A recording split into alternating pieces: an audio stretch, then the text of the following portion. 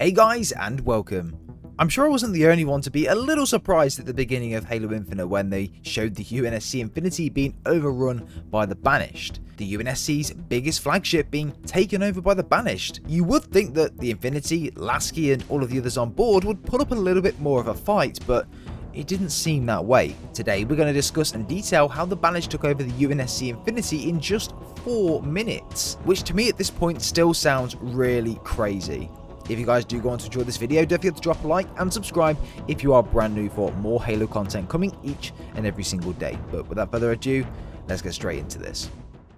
The UNSC Infinity is the UNSC's biggest flagship, with a ridiculous length of 18,682 foot and a weight of 907 million metric tons. Surely this ship would have state-of-the-art security, defenses and other offensive equipment and weaponry, right? Here's a description of the UNSC Infinity's defensive system, and just for your reference to understand exactly what this ship is capable of. The UNSC Infinity is equipped with a highly advanced sensor and holographic imaging suite deriving from Forerunner technology that was discovered on the planet Trevelyan. The system uses a combination of various shipboard sensors and imaging from orbital drones to produce a hyper-accurate real-time image of planetary surfaces in the ship's hollow tanks, such as the bridge's main holotable. The UNSC Infinity's primary weaponry is its 24-meter bore magnetic accelerator cannons, capable of firing various sub-caliber rounds, and autonomous kill vehicles with specialized payloads. Boasts a significant missile network that can be implemented for ship-to-ship combat and anti-air defense. The Infinity is also equipped with a network of Mark 2551 MAC guns and a network of M85 Scythe AA turrets, and a network of M97 Lance missile pods mounted on the dorsal hull. The Infinity also carries a sizable amount of nuclear warheads. To summarize, it's not short of its defenses or offenses. So what happened? How did the Banished board it so quickly? Why was the Infinity not prepared, and why did it not fight back? Well, during the beginning cutscene, it doesn't look like the Infinity Shields were in operation at all, which might have been the reason why the Banished were able to infiltrate the UNSC Infinity in just 4 minutes, and I think I've got some evidence to back this. If we're to take a look into the intro cutscene, the Infinity Shields are just not working. If a shield is hit, you will be able to see some form of blue force field or something that's around that particular area, which is shielding what's underneath it. There's nothing like that in this cutscene, and we can see very clearly from explosions or from things literally kamikazing into the side of the ship, it's going straight into the actual surface of the UNSC Infinity. The ship is completely vulnerable, and the Banished are able to destroy it super easily. Although I don't think this was the only way that it happened.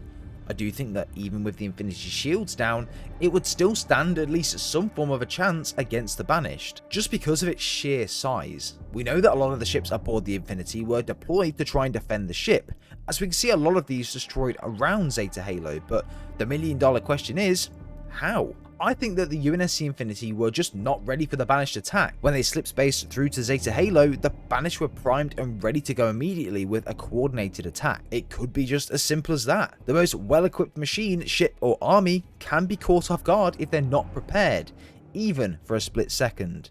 I feel this is what happened to the UNSC Infinity, and they paid the price. I also think that it was made even easier with the shields of the Infinity not being up at the time, and it's very clear when watching the cutscene that they're just not there. Now, I have no idea why they weren't up. I mean, even putting it out there, in Halo 5, Roland didn't seem very happy at the very start when Cortana was mentioned as still being alive, and the Chief had left without leave. Essentially with the UNSC Infinity, Halsey and also Lasky blaming Cortana. But at the end of Halo 5, Roland was deemed as one of the good AIs, one of them that they could still rely on at the time. I'll play that clip now just for reference. I knew this was happening.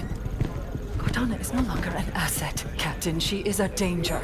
She has access to the Forerunner domain, a galaxy-spanning network Cortana's that alive? allows her to control whatever devices caused this damage. How is she? Master Chief believes she contacted him.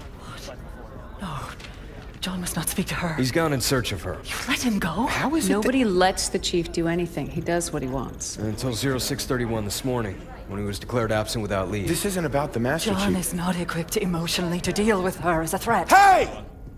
Is anyone gonna answer me? You're out of line, Roland. Yes, sir, but so is everyone else. You created Cortana, Doc. And now you're throwing her out the airlock with these accusations. Roland. You think she tricked the Master Chief into abandoning his post? Respectfully, sir, to what end? Why is Cortana the problem? Because she refused to die when she was supposed to? What if Cortana communicated to Roland about the attack and to let them know that the Banished are still here, and that if the UNSC are taken down at that time, or at least defeated, or maybe even drawn away from Zeta Halo, that she wouldn't be locked down, or she wouldn't have tried to have been captured? So maybe that was a coordinated attack in that sort of way. So she communicated with Roland about the attack, and just before they slip space jumped to Zeta Halo, Roland disabled the shields on the UNSC Infinity and allowed the Banished to infiltrate the Infinity immediately. This could also give some context into the story as to why Cortana thought that it was her fault so much. The clips towards the end of the campaign where she goes that this is all of her fault, a weapon pointed into the universe, it could also be in context that it's her fault that the Infinity had lost the battle. Again, this is completely far-fetched, but I think it does have a little bit of weight to it potentially. Again, it does fall in line with some of the canon, so it's not actual canon, but it does fall in line, and it can make sense if you do link the dots together. But let me know in the comments down below what you think. What do I think happened? How did the Banished and Atriox take over the UNSC Infinity with such ease and in just 4 minutes? Well, I think the Infinity Shields were down at the time, and the Banished somehow already knew that the Infinity was coming to Zeta Halo. Again, we don't know that at this point, but I'm sure DLC will explain that in more detail.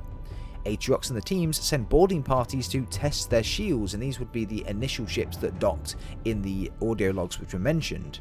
Once the Banished realised that the Infinity Shields were down, Atriox ordered all of the Banished forces just to push straight into the Infinity to retrieve the weapon and to take it down, and was shocked at the time. I mean, that was the overall goal for Atriox at that time. Take down the UNSC Infinity, of course, but also it was to obtain the weapon so that she could help lock down Cortana in order for the Banished to take over Zeta Halo. I think it was a surprise to Atriox and the Banished also that it was so easy to take over the Infinity. Not only this, but there was around 7,000 crew members on board the Infinity at the same time the Banished took over. A year before this, bearing in mind, there was approximately 17,000 crew members, so they've had a significant drop in crew members, active crew members above the Infinity, and this is also one of the reasons why they probably didn't stand much of a chance. If there were 17,000 crew members aboard, maybe they would have stood more of a chance against the Banished, but again, they were severely undermanned, and they just were not ready or equipped for this ambush. But guys, what do you think happened to the UNSC Infinity?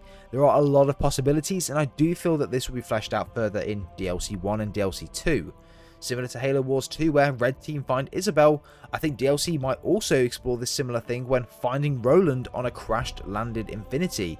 Maybe the Infinity's been stripped by the Banished and taken for parts as well and has just been overran by them. Similar to Outpost Tremonius where the UNSC Mortal Reverie was taken over, maybe the Infinity will be the same thing, and it could be the landmark going into DLC 1 and the main UNSC base. Roland will then tell us what happened, and that's where we get the information from on what happened, why the Banished were able to take over it so quickly, and that's where we get the context behind that mystery. So again, just lead on to it very, very well, very nicely, and maybe there's some prisoners on board as well that we have to go and save. And again, similar to the video I did yesterday, I would love a DLC opening mission where you're with the Spirit of Fire, Red Team, and Spartan Lot.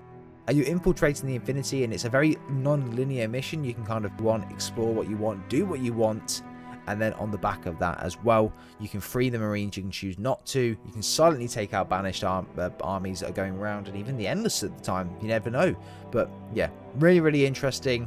Let me know, guys, what you think down below. Why do you think the UNSC Infinity was taken down in just 4 minutes by the Banished, and why was it so easy for them to do it? Make sure you leave your comments down below, guys. Let me know what you think. Subscribe, guys, if you are brand new, it'd be much appreciated. And if you did, guys, go ahead and enjoy the video. I'd like to be very much appreciated as well. But guys, have a great rest of your day. Speak soon. Take care.